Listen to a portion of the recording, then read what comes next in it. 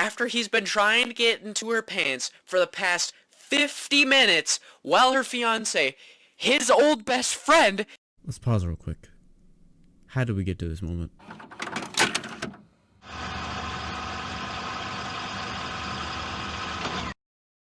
The year is 1994. Jeffrey Katzenberg left Disney and went to Steven Spielberg and Dave Geffen about making their own studio that made animated and live action movies. They each put in $33 million, as well as a lot more money from a Microsoft co-founder and a group that I cannot pronounce their name for. The year is 1998. Jeffrey Katzenberg still salty about leaving Disney. He rushes hands to try to beat A Bug's Life at the box office by releasing it 2 months beforehand. And as you can tell, that went swimmingly. December of the same year. Following Ant's somewhat success, they released one of the best movies of the decade. Yeah, I said it. The Prince of Egypt. This movie was again somewhat of a success, bringing in money and getting good viewership from religious families who wanted something for their kids to watch. Now this isn't Disney's level of success, but Dreamworks was turning a profit and making a name for themselves. 2000. Following these two, The Road to El Dorado came out. The one that Jeffrey Katzenberg believed in the most, putting in $95 million into the budget, not including advertising, which was the biggest budget for Dreamworks yet. And this movie just dominated the box office, becoming their highest grossing film. Just kidding. It bombed incredibly hard and was just the beginning. Even after this movie tanked, Jeffrey Katzenberg was optimistic about traditional animation and believed it still had a future. June of the same year. Chicken Run was a surprise hit, turning a profit. This movie was, however, not traditional animation, but instead claymation. May 2001. Shrek absolutely dominated, becoming the diamond in the rough movie that just blew away audience and is still beloved today. You guys are probably thinking right now, but Evan, I thought you said Dreamworks was bombing. While traditional animation was tanking, computer animation like Shrek and claymation like Chicken Run were bringing in the money. May 2002. Stuck in the 2D animation kick, The Horse Girl's Fantasy, Spirit, comes out and made over $40 million in profit, if only the budget was taken into account, but making this, yet again, another negative for 2D animation. The hope was that 2D animation would slowly transition into computer animated movies like Shrek, and this next movie was sure that helped. July 2003, Sinbad is released, with Brad Pitt, Catherine Zeta-Jones, the guy from the Allstate commercials, and a few other people. This movie had a backing of a great cast, the composer did Shrek, and all the hopes in the world. It had the same budget as Shrek, and more than Chicken Run. This movie was set up to crush the box office, and oh boy did it ever. Oh wait, it lost somewhere around $125 million and is regarded as one of the biggest box office bombs ever. Sounds about right. This estimated $125 million loss was said to almost cause Dreamworks to go bankrupt not once, but twice, according to David Geffen. Now, if this were the end of the problems with Sinbad's flaws, it would have seen an increase in box office on the second weekend, like The Greatest Showman or Night at the Museum or Jumanji, because of word of mouth would increase its sales. But that was not the case. Why did this movie bomb? Let's first look at the directors. Sinbad was directed by Tim Johnson and Patrick Gilmore. Patrick Gilmore only directed this movie and a Sinbad short, and now works on video games, so that's all you need to know about his work as a director. Tim Johnson, on the other hand, directed How to Train Your Dragon, Homecoming, a TV short, or how about Kung Fu Panda, Holiday. He did direct Over the Hedge and Ants, but neither of these are monumentally fantastic. So DreamWorks set this movie up with less than adequate directors, but that isn't the end of the story. Because if it weren't apparently obvious from DreamWorks' previous films, 2D animation was a dying, if not dead medium that Jeffrey Katzenberg refused to believe. The Prince of Egypt received more viewership, in my opinion, from families such as my own who had a very religious background. This doesn't take away from the movie because it's nearly flawless, but if it weren't for the religious parents, that movie would probably have bombed just as hard as The Road to El Dorado. Now, The Road to El Dorado was such a flop that it's the second biggest box office loss for DreamWorks, behind only, you guessed it, Sinbad. The Road to El Dorado is actually getting somewhat of a cult following for being a surprisingly good movie, but that's today, not 2000, when the movie was tanking. Then Spirit came out. This movie had such a specific audience that the concept itself might have been the sole thing that caused the movie to not be a major success, while also being more of a success than it should have been.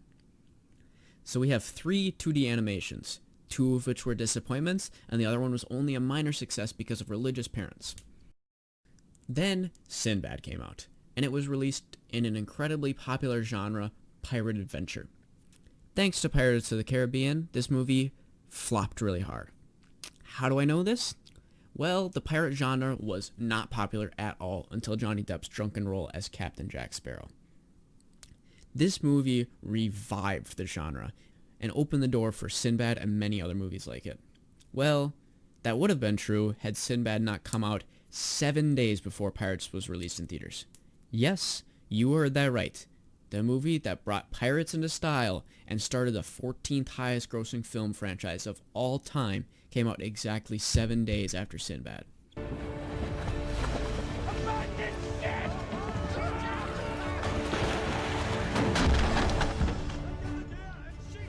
Sinbad started off as an idea created by the Aladdin co-writers in 1992.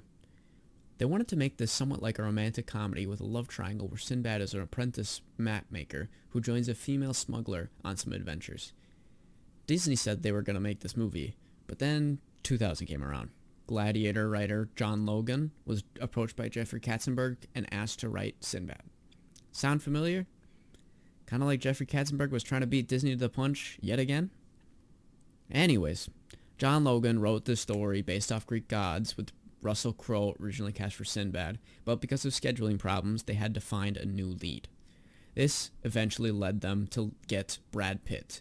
Thank God for Russell Crowe. The movie was released on July 2nd, 2003, and was the 6th on the opening weekend for box office, earning only $10 million. The movie accumulated $80.8 million in the box office, officially ending traditional animation, with Jeffrey Katzenberg saying, quote, "I think the idea of a traditional story being told using traditional animation is likely a thing of the past." Now that we got that out of the way, let's get into the movie. Sinbad, you don't have a heart. For those who haven't seen this movie, because frankly, no one should, I'll summarize it for you in less than 60 seconds. Got a timer up there? Go. Sinbad and his crew want to retire in Fiji. In order to do so, they must steal the Book of Peace from his former best friend, Proteus. They fight a monster. Sinbad is saved by Eris, the goddess of discord, in exchange for the Book of Peace. Eris frames Sinbad for stealing the Book of Peace, and Sinbad is sentenced to death, but not before Proteus can take his place, and in return, Sinbad brings the book back. Proteus' fiancée, Marina, bribes Sinbad to go get the book because he was planning on leaving and going to Fiji instead. They get into some misadventures, and then meet Eris in Tartarus. Eris will give Sinbad the book if Sinbad tells the truth on whether he will bring Marina back to Syracuse if he doesn't actually get the book. Sinbad says he will bring her back, and Eris says he's lying, so they don't get the book. Marina tells Sinbad to run away because she loves him. Sinbad returns Marina, saves Proteus' life, and then gets ready to be beheaded, and is stopped because he didn't lie. Then Proteus tells Marina to follow Sinbad. The end. Okay, now that you're all experts in this movie, let's get into the details. Who's bad? Sinbad. This movie was a struggle to get through, so I'm going to start with the positives first. I thought Eris was really well done. Her movement was so cool to see, and her voice acting was top-notch. All the actors who are in this do a really good job delivering their lines. I thought Marina was a good, strong female lead for half the movie. When she wasn't a master sailor, that is. What else? The siren scene was pretty cool.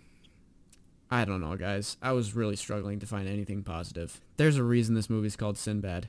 Because this movie is sin-fucking-awful. You need to escape. Get as far away as you can. The movie starts off on a weird note, introducing us to the antagonist, Eris.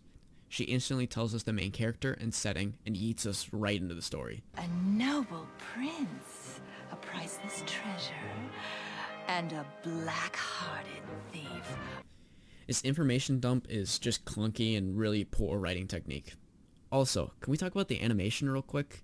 With Toy Story coming out 8 years before this, and Shrek made by the same animation studio, you'd think this movie would have better animation. Now I get that it's not computer-generated animation, it's 2D animation, but Jeffrey Katzenberg should have realized this 5 years ago. We're not even 10 minutes into this movie, and we're thrown into the deep end of unbelievability with the all-seeing goddess, ridiculous fighting, and ships with blades on the sides.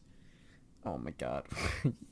Normally, when it's a fantasy movie, it eases the viewer in with things they're used to. Like The Lord of the Rings, for example. Starts us off in a countryside with somewhat human-like people, essentially human lives. Wait. Back it up real quick. Did they just say they're gonna retire in Fiji? After today, we retire to Fiji. Really quick tangent. So they believe in Greek gods, which were created in the 18th century BC. Or maybe they live in a world where Greek gods are a thing or whatever. Fiji was not found by Europeaners until the mid-1600s, and not truly discovered until the late 1700s. So the people believe in Greek gods, and let's be generous and say the 1800s. Fiji wasn't like this retirement location back then, was it? I mean, I'm nitpicking, but couldn't they have picked somewhere in Europe, because this movie's set in Syracuse, Italy? Why couldn't they just retire in Mykonos, Capri, or Malta? Just do a quick Google search. It's not that hard, people. Okay, did Sinbad forget how to walk? He has to tell himself which foot is next? He's not like this incompetent person. We just saw him do front flips and shit. Okay, now, come on, movie. You can't be serious. I'm fucking done. Whatever. Back to the major points. So we get to meet Marina, Proteus' fiancée. Yes, Marina is her name. And she would love to adventure the sea, because, of course she does. But if the Book of Peace has magical powers to protect them from, like, wars and everything, wouldn't it protect them from people stealing it too? Because that's anti-peace? So, Eris is the goddess of discord. Couldn't she just take the book and hide it, causing discord throughout the lands? She's a Greek goddess. Why does she need Sinbad? Furthermore, if they had no idea who stole it, wouldn't it cause more chaos and discord if they didn't know who stole it? Anyways, once they steal the book, the city turns dark, or something. If they didn't have it before, was it pitch black always? And if the book was magic, giving them magical peace from around the 12 realms or whatever, why do they need guards on every floor? Okay, I'm getting sidetracked. Back to the story. So Sinbad is sentenced to death, and Proteus just replaces his life for Sinbad after Sinbad left for years. Wait, that can't be right. I didn't do it! Stop! I demand the right of substitution. Nope. Yup, that's right. I get like a life for a life because Sinbad saved Proteus earlier in the movie. But Sinbad was there to rob you and was willing to kill you for it. We also learn later that you guys met after you saved his life as a child. So you guys were even from the beginning. You don't need to just replace the spot of someone you used to be friends with but haven't seen in 10 years. On top of that, you can't volunteer as tribute to replace someone in jail. It's the king's son. He's the prince. No court is persuaded this easily. It took like all of 10 seconds to change their minds, and they're like, fuck it. Let's just put this new guy in here. Who cares? I can't just walk into a courtroom tomorrow and go, yo, put me in for a mass murder instead. I'll take the electric chair for them. That was his mistake. And the right of substitution, which he like claimed to use in order to take Sinbad's place, it's an actual thing. But it's the right to change judges if they have a relationship with someone in the trial, not a criminal with an innocent person.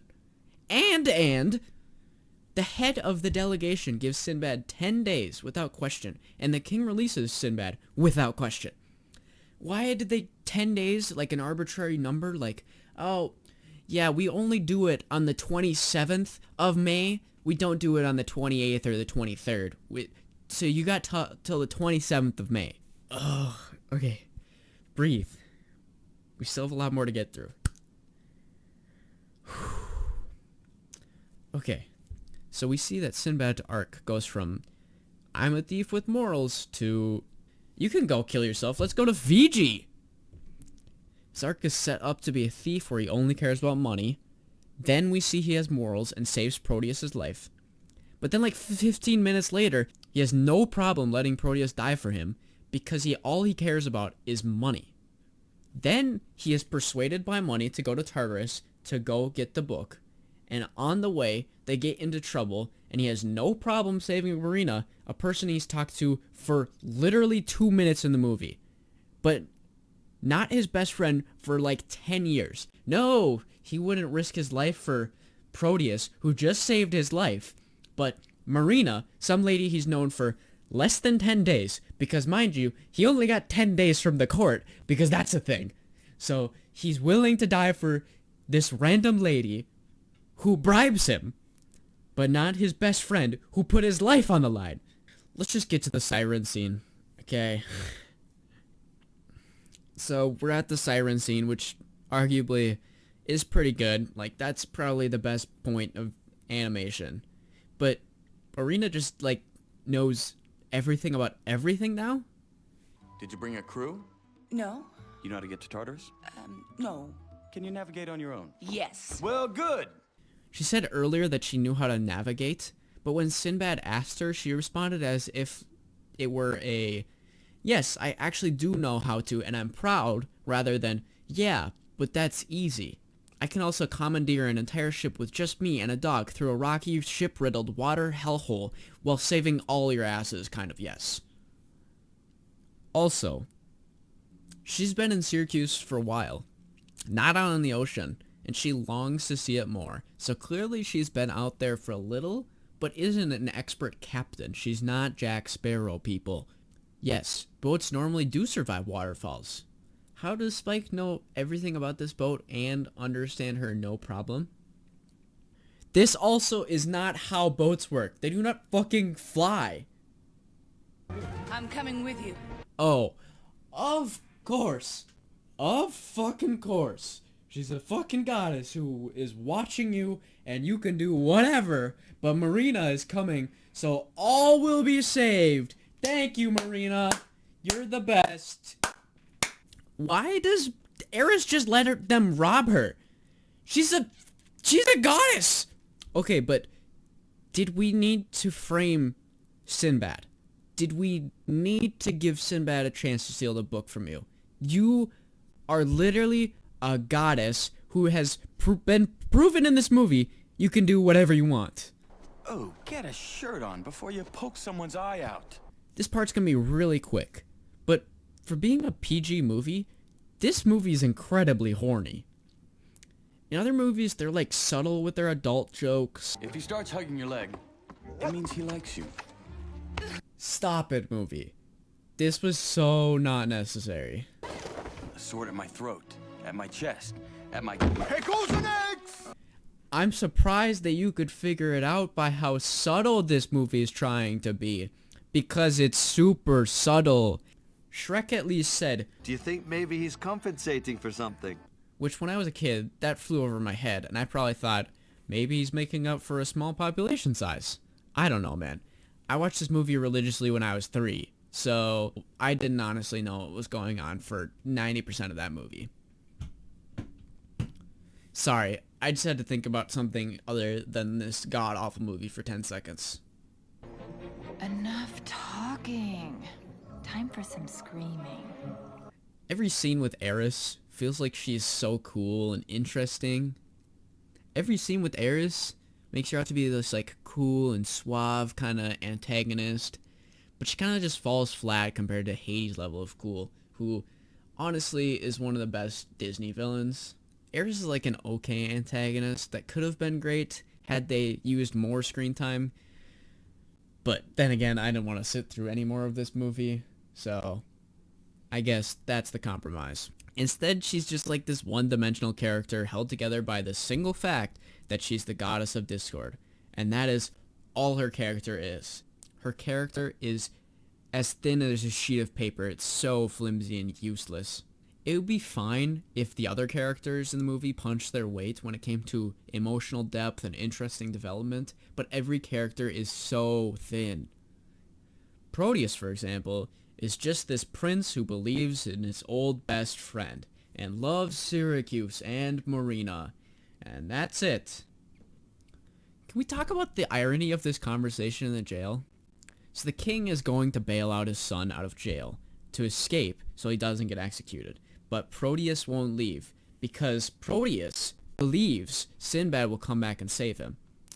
But if we go back a bit, the only reason Sinbad is saving Proteus is because he's a scumbag who only cares about money, and that's it. If Marina wasn't there to bribe Sinbad, Proteus would have put his faith into someone who let him die, which honestly would have been a more satisfying ending, in my opinion. Every side character in this movie is so one-dimensional, which leads to my last part. Oh, come on, you look great. Now, a movie in 2003 is not equivalent to the same scrutiny as if a movie was released today. But with that being said, this movie is blatantly feeding into stereotypes. The amount of stereotypes in this movie range from subtle to severe. Now, hang in there with me for a minute, because this is going to be a bumpy road. We could talk about the fact that rat is a derogatory slur towards illegal Mexican immigrants, or the fact that Jin and Lee are Asian twins betting with each other during the entire movie because Asian men disproportionately gamble more than all other men. We're only going to talk about one stereotype, just for my sanity and for your guys' sake, Marina.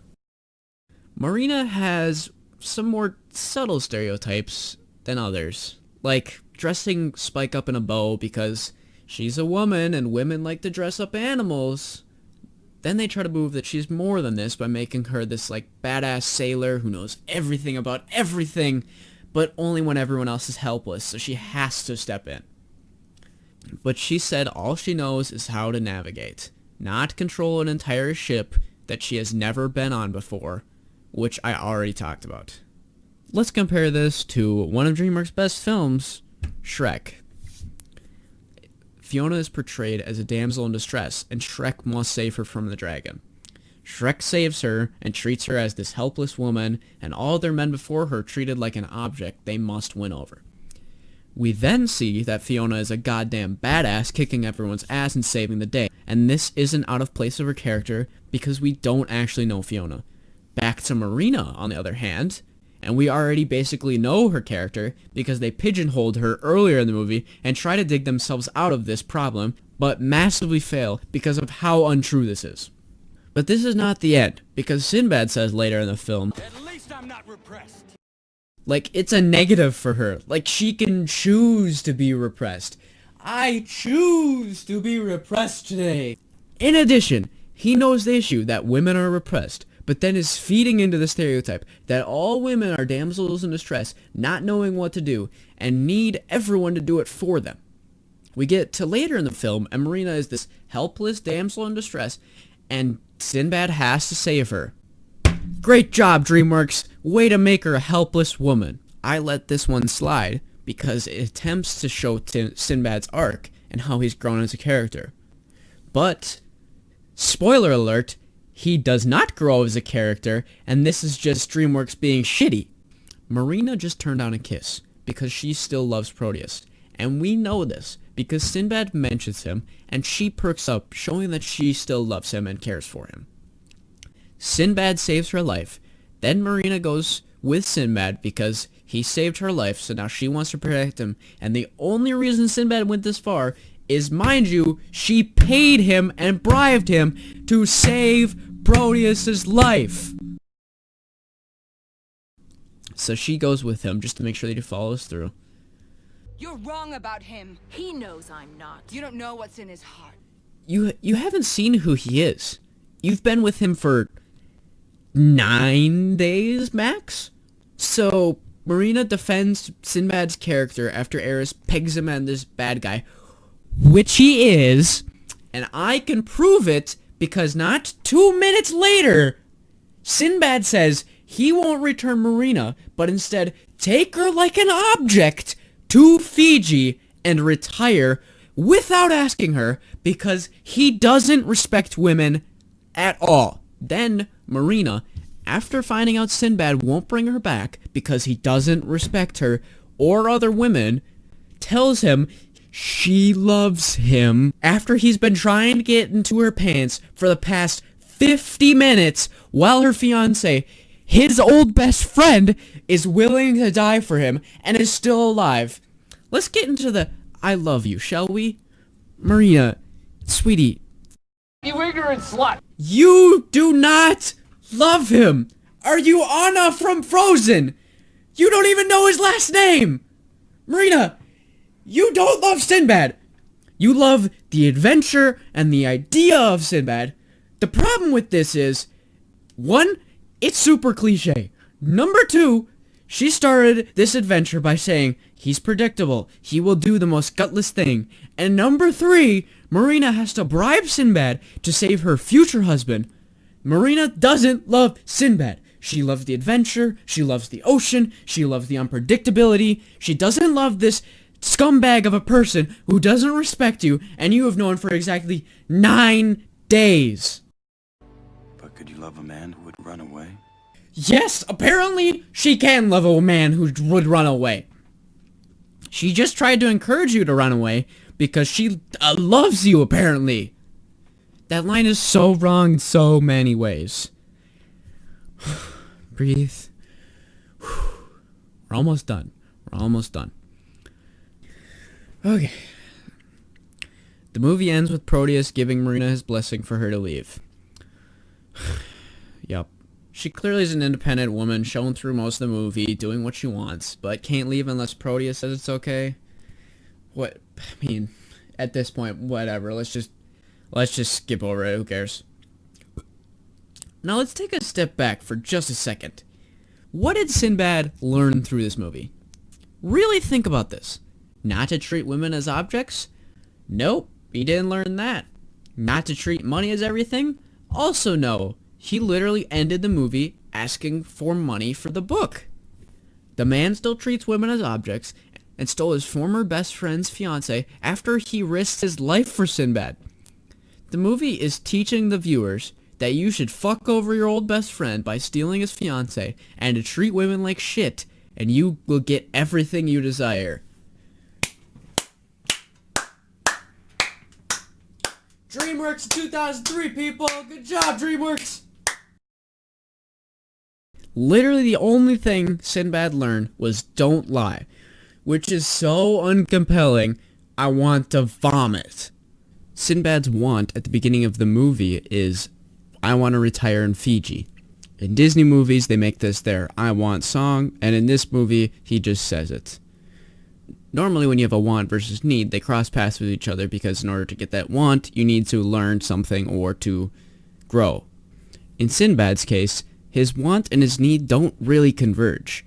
His want, retire in Fiji, does not converge with his need, grow as a, not become a douchebag. What is his need? He needs to get the book because he was bribed? He needs to return Marina to show that he's not a scumbag? He needs to steal Marina from Proteus for his ego? Like in Disney movies, at least Simba in The Lion King, his want is to change the past, but his need is to either run from it or learn from it. But Sinbad, in this movie, his need is not to treat women with respect and become a better character. No, that would be too good for this movie. His need, in my opinion, is to not grow as a character, to never learn from his mistakes, and to treat women like shit because he has gotten this far doing that. Now watching the movie twice through in a week, which, oh my god, how did I do that? I'm actually shocked Marina wasn't a blonde. If they put Marina as a blonde, that would fit this movie so perfectly, because then they could just like, hey, Brad Pitt, just dunk on this blonde lady and do blonde, dumb, funny, haha, joke. Good job, Brad Pitt. Sinbad's such a douche canoe in this movie. How the hell is he a protagonist in a kid's movie?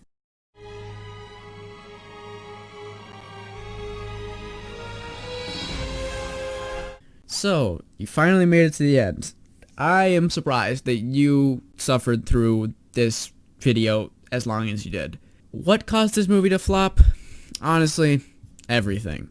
The animation's shit, the story's shit, the other movies were way better than it, characters, shit, the worst possible directors you could have gotten, and just any other possible scenario. I mean, this movie's garbage. This movie almost caused DreamWorks to go bankrupt twice, and after watching it twice now, I completely see why.